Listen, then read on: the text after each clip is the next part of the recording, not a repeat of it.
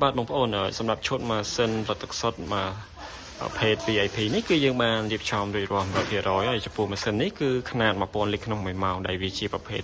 VIP បាទចំពោះឈុតម៉ាស៊ីន VIP ដែលយើងប្រើប្រាស់ស្តង់ដារពីខាងអឺរ៉ុបមកគឺសម្រាប់ប្រទេសអាមេរិកបងប្អូនបាទចំពោះម៉ាស៊ីនប្រភេទ VIP នេះគឺវាល្អមែនតើបងប្អូននេះយើងតែសារតែវាមាន option ការពារជាច្រើនបាទដូចថាបញ្ហាដាច់ចន្លោះខ្សែភ្លើងកន្លែងណាមួយបងប្អូនទៅប៉ះអត់ដឹងគឺវាមានប្រព័ន្ធផ្ដាច់អត់ឲ្យបងឆក់ភ្លាមទេគឺវាផ្ដាច់ព័ន្ធ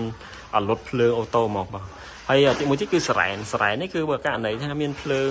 បុកមកខ្លាំងមានបញ្ហាក្នុងប្រព័ន្ធភ្លើងនៅក្នុងទូកាប៊ីននេះគឺវាផ្ដាច់ប្រព័ន្ធម៉ាស៊ីនអូតូហើយសារ៉ែនហ្នឹងចាប់ដើមបន្លឺឡើងអញ្ចឹងបងប្អូនអាចដឹងថាវាមានប្រព័ន្ធភ្លើងដែលបុកមកខ្លាំងពេកពីបកគោភ្លើងរត់ណាបងប្អូនបាទ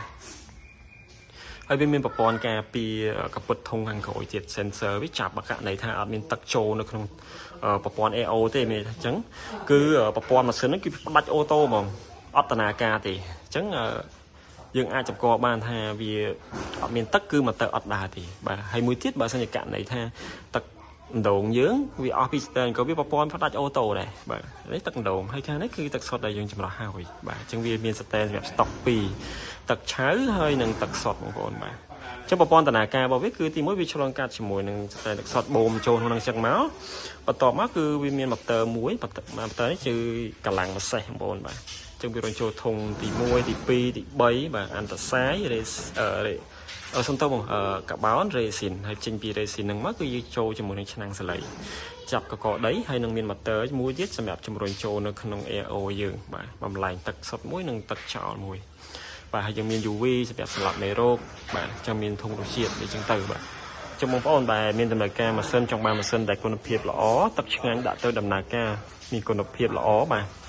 អាចទទួលបានភ្ញៀវជាបន្តទៀតថ្ងៃនេះខ្ញុំណែនាំបងប្អូនអាចប្រើប្រាស់ជាមួយនឹងស្តង់ដារ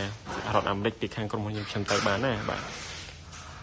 អញ្ចឹងពុកម៉ែបងប្អូនបើសិនជាមានតម្រូវការម៉ាស៊ីននេះក៏មានចម្ងល់ត្រង់កន្លែងណាមួយអាចធ្វើការតាក់ទងមកខាងខ្ញុំបានណាបងមួយទៀតបងប្អូនសម្រាប់ទឹកដែលយើងអាចចម្រោះបានគឺគ្រប់ប្រភេទទឹកបងប្អូនបាទបើថាជាទឹកស្រះទឹកកាពាំងទឹកទន្លេទឹកដូងឬក៏ទឹកគីបទេមានថាទឹករត់ណាបងប្អូនបាទទឹកគីឡូយើងហ្នឹងក៏អាចចម្រោះបានដែរបាទអញ្ចឹងពុកម៉ែបងប្អូនមុននឹងចាប់ដើមផលិតទឹកសុទ្ធជំទាវពុកម៉ែបងប្អូនសូមធ្វើការប្រឹក្សាជាមួយខាងអ្នកឯកទេសឲ្យបានត្រឹមត្រូវបាទ